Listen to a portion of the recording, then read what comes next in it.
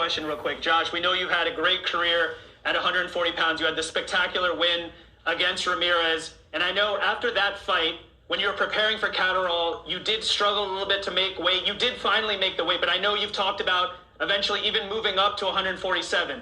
This fight on June 10th is at 140. So how are you doing in terms of the weight cut for this fight? I'm great. I'm well ahead of schedule. Listen, after that fight in Vegas, I went out, enjoyed life, celebrated the win, creating history, someone that no one's ever done in the UK. The 5th fighter ever, only become the undisputed world champion in history in the 4-belt era. I went out, I wanted to enjoy that. Did that a little bit too much. Got back into camp, took Catterall lightly, took my foot off the gas, bit of complacency crept in. We're all human. That's the mistakes that I made, and that's the price I ended up paying for it. Was end up looking terrible on the scales and putting a bad performance. When you live and you learn, don't you? So I'll not be making these mistakes again. I've did that once in my whole career, in my whole 15-year career, and I'll not be doing that again. We know what happened in the Catterall fight. Josh, you've now changed trainers, no longer with Ben Davison. You're now with Joe McNally, who we see sitting next to you. Josh, why did you decide to make a change at trainer? Because I needed a change. The trainer wasn't right for me. It wasn't right for me. It wasn't working for me. I need to do what I do for myself and do what I do best. The thing is Okay, let me stop right there. Okay, first of all, you know, this is Teofimo Lopez and Josh Taylor. Josh Taylor and Teofimo Lopez, they're going head-to-head over via satellite, I believe. Kind of don't know why they're not in the same place. You know what I mean? But nonetheless, because it's June 4th, the fight is June 10th. But anyhow, we heard Josh Taylor say, you know, I partied a little bit after the Ramirez fight, the win. I took Jack Catterall lightly, and I paid the price. But I got another trainer because I needed a change. You know, again, like I tell people, trainers get thrown under the bus all the time, you know, including Ben Davison, you know, and then it's like, okay, well, you didn't lose with Ben Davison, and the reasons that you had a problem, you know, making weight and partying too much and taking Jack Catterall lightly, those were the reasons internally that you showed accountability for making those mistakes and having a piss poor performance. Then you still get rid of your trainer.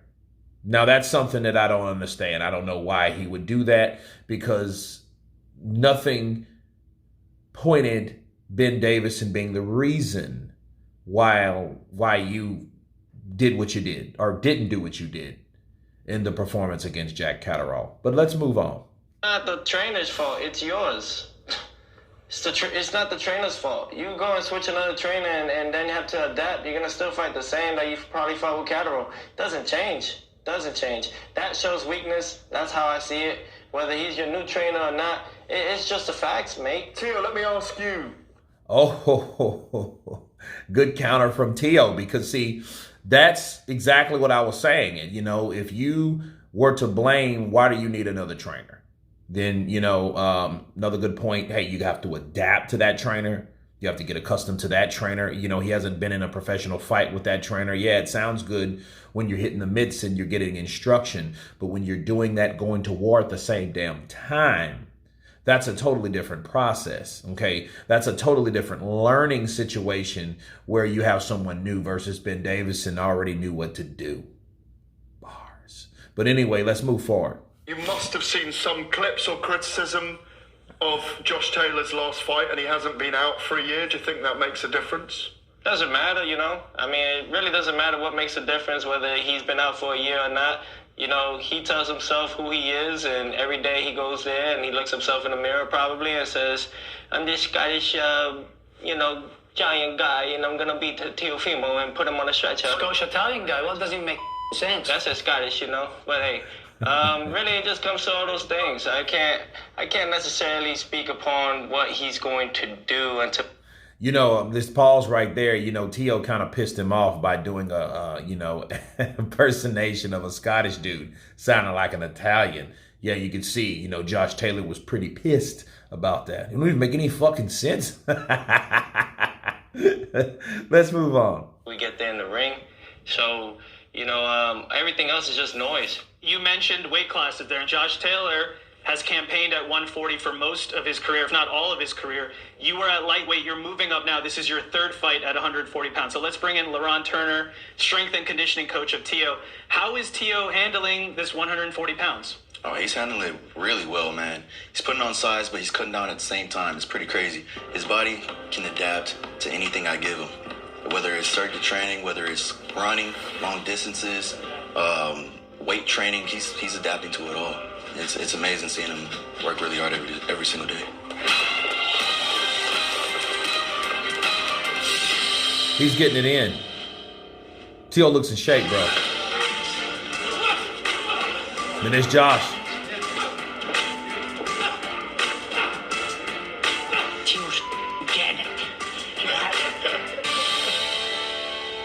Josh, we know that in the lead up to this fight, you've said that Teofimo is mentally fragile. You said you're going to decapitate him, right? So why do you feel that way? Just with the things he says, the things he does, he's mentally weak. He's a mouse. And he's already got the doubts in his mind. And I'm going to cement him, and I'm going to put this guy in retirement after I've given him that much of a beating and a schooling. A mouse or a moose? Which one is it? A mouse. A mouse? Yeah, I love that. A mouse is mighty. I love that saying, mate. You're a mouse. Thank you for the compliment. Oh, man. I can't wait, man. I'm going to f*** this guy up, man. I can't wait. This is going to be fun. You got asthma, your lungs are going to be on fire. Trust me. I'm going to make you work that hard. Your lungs are going to be exploding. What do I have to lose? What do I have to lose? I'm Teofimo, against all odds. The guy that comes in there when everyone thinks that he's done. I give you guys what you want, but I'm not going to give you guys what you need until June 10th. Let's just get back to the sport of boxing for a moment. No, that is boxing, though. What are you talking about, mate? That is boxing. Boxing is what it was. Hey, don't shake yourself, man. This guy's a piece of... Don't shake yourself. You're a piece of... I'm not just a piece. I'm all of it. Yeah, you are. Piece of... Big, massive bit. While you go out there with your Scottish dress and you look like... Ooh, let me know. Hey, you're going to feel the wrath, boy. Trust me. You're going to feel it. That's all rubbish, mate. Hey, I think he got to Josh again talking about the Scottish dress. You know, you don't really talk about that type of shit. You know, that's tradition. You know what I mean? That's the only place that you can do that type of shit and it only be considered macho. You know what I mean? Joe, about the technical things that you're working on with Josh for the style of Teofimo Lopez. Yeah, well, you know, Garrett, it's I've known Teo for a long time, representing Honduras in the Olympics and a few fights before that, and you know, we caught my eye back then. You know, we still see the professional now as the kid he was back then, doing the same things. He's developed, he's come on, he's won a lot, and you know, we've utilised a lot of stuff we can capitalise on, and likewise be careful also because he's a dangerous fighter. And the respect to be shown in the gym. Josh is shown and respect, and he's in fantastic condition, as you can see. And, you know, he'll be ready come the 10th of June. Is it going to be a very technical fight early on? It's going to be any fight what Josh wants to play. Josh wants to fight in the pocket if he wants to box. He's not the undisputed champion for nothing. And look, Teo will be dancing to Josh Taylor's tune on the 10th, and truly believe that. Man, Josh is rolling to that body though, man. He is going to that body. You know, that's one thing about Josh Taylor. He likes to fight on the inside.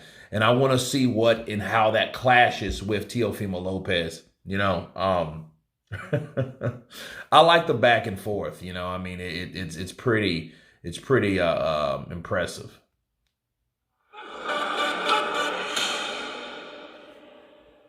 It's going to be a great fight. This is a hell of a fight, and this is the fight of the century. Not that Garcia and Davis fight. This is the true kingpin of it all. It's the 100th year of the Ring magazine, the Rocky Belt. Can't wait.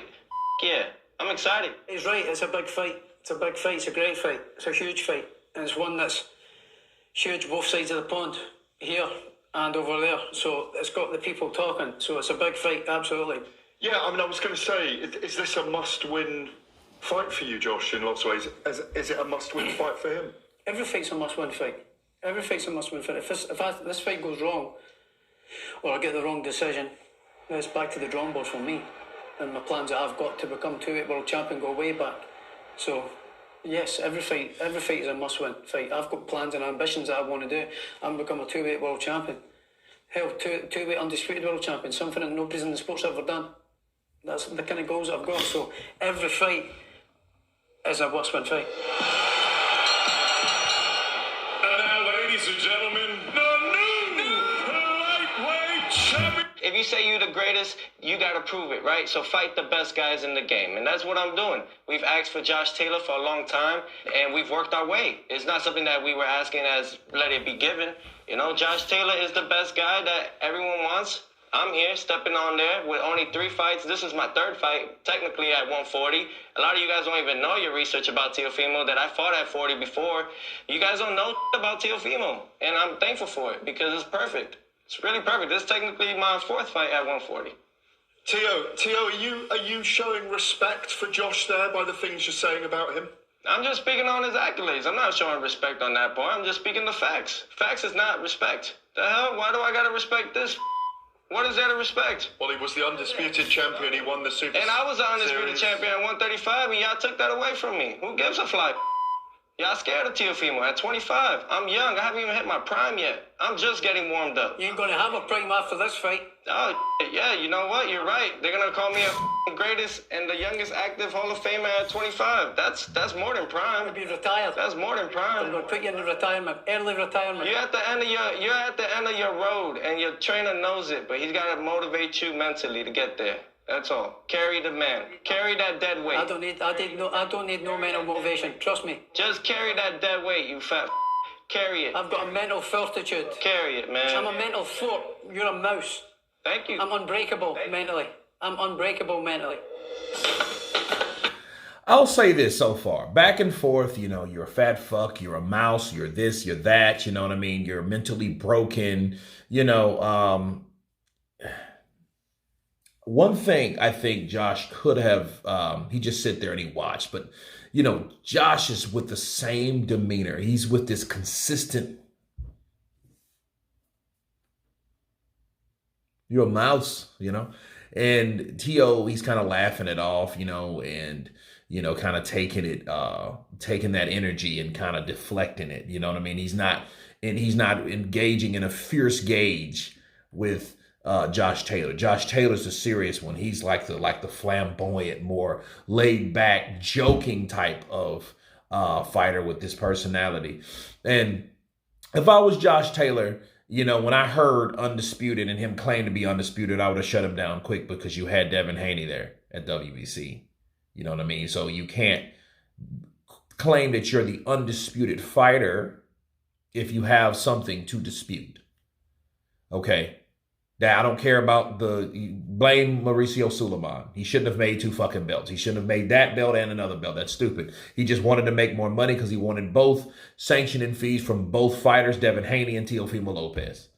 Okay, so he made the world champions, and now that guy is the undisputed champion, just like Josh Taylor was. There's nobody saying that I'm the champion too. None of that. No one's saying that. Okay, so let's continue. You gotta get this set. Oh, yeah, I love these, what do you call it? Commercials.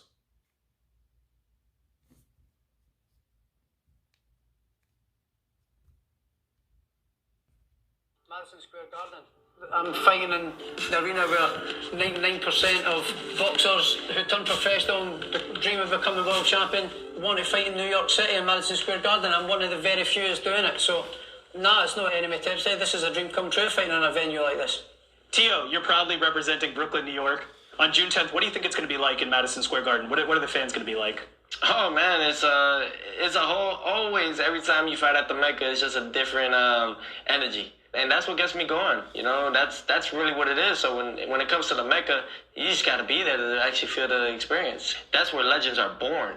You know, and that night I'm just gonna have fun. That's what I missed. You know, I wasn't having fun. The Martin fight, I was taking it too serious. You know what I'm saying? We just gotta have fun. You weren't having fun in recent fights. You're having fun again now.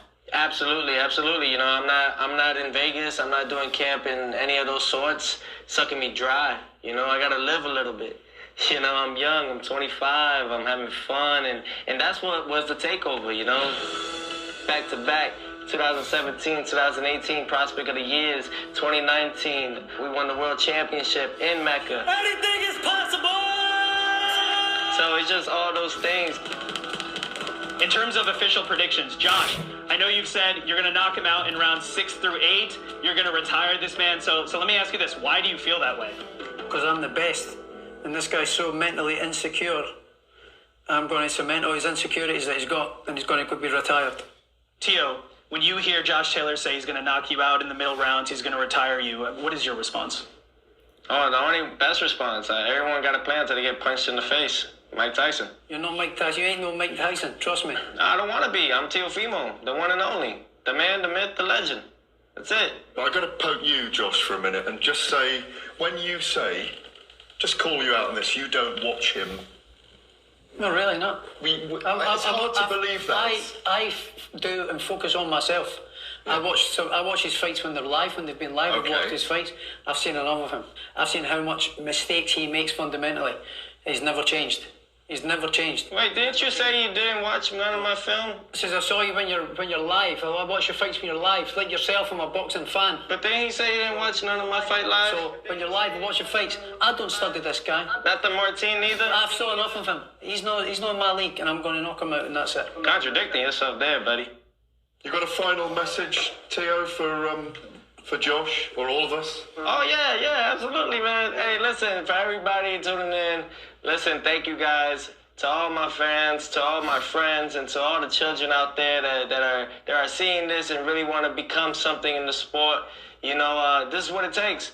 Not just a trash talk, but backing it up and putting everything on your back and carrying it with not pride, but with humility and with grace. You're talking about humility and grace. Well, yeah, it's how you carry This it. guy just talks so much. It's unbelievable. Well, this is a fight game. You're a clown. You I'm are. outside the ring right now, mate.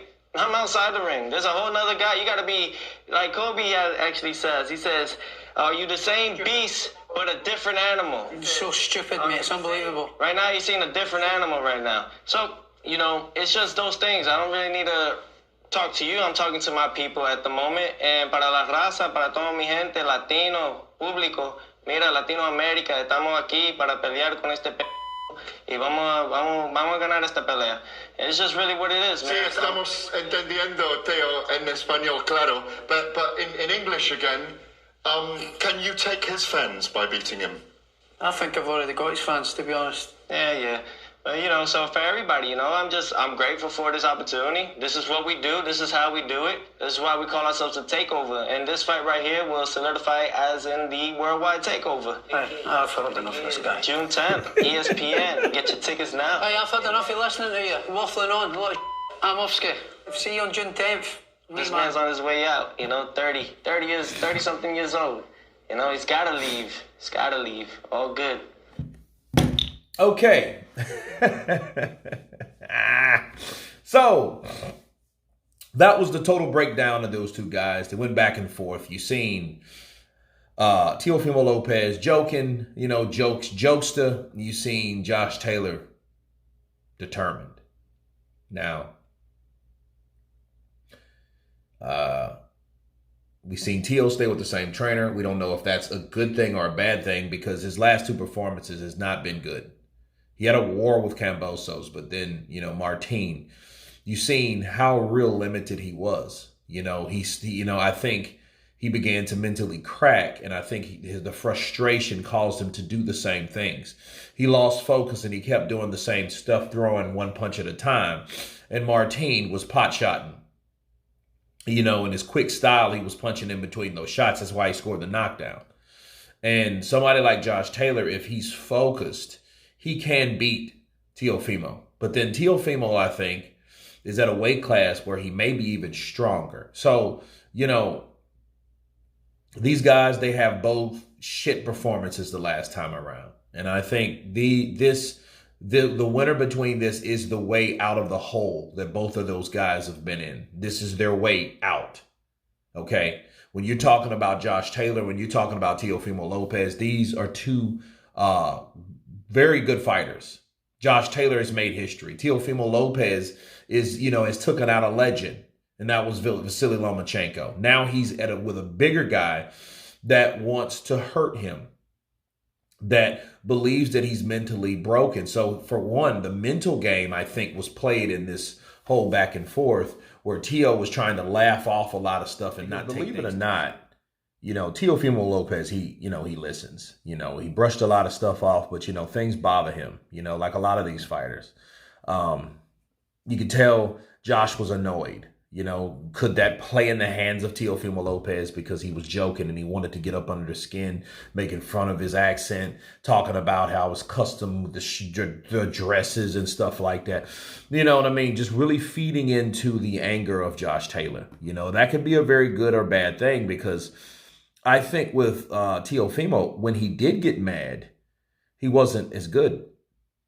So maybe he needs that type of personality, that type of energy, that type of mindset, and put in place in a, in a situation where he doesn't get too mad.